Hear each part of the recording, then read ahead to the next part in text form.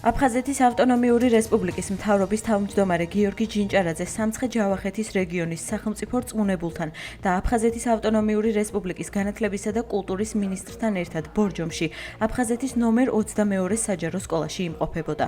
გიორგი ჯინჭარაძე ადგილზე გაეცნო სასწავლო პროცესს, არსებულ საჭიროებებს და ინფრასტრუქტურულ გამოწვევებს. შეხვედრის ფარგლებში განიხილეს სამომავლოდ დაგეგმილი ნაბიჯები, რომლებიც მიმართული იქნება თანამედროვე სტანდარტების შესაბამისი სასწავლო გარემოს შექმნაზე.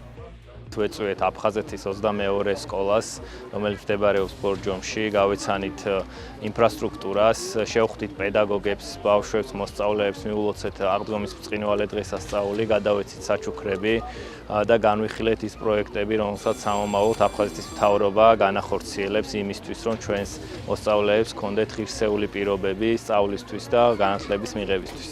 შევხვდით სკოლის მოსწავლეებს, სკოლის მასწავლებლებს, მათთან ერთად განვიხილეთ არსებული გამოწვევები, გავეცანით არსებულ საჭიროებებს და ვიმსჯელეთ სამომავლოდ დაგეგმილ პროექტებზე. სურათ გყავდა აფხაზეთის ავტონომიური რესპუბლიკის მთავრობის წარმომადგენლები. საუბრეთ ეხლადელ პრობლემებზე, მომავალზე და იმედი მაქვს, რომ კვლავ გვეწვევიან.